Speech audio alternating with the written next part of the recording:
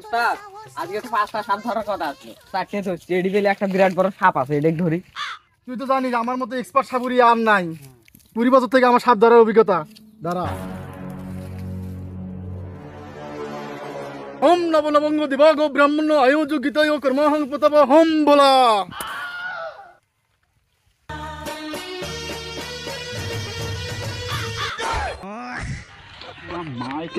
मामो तेरा बहन का महावीर वाला तेरा मैया का वाला হ্রিম ত্রিম বোম বলা।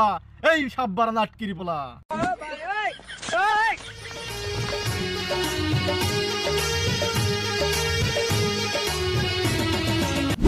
हे प्रभु ये क्या हुआ?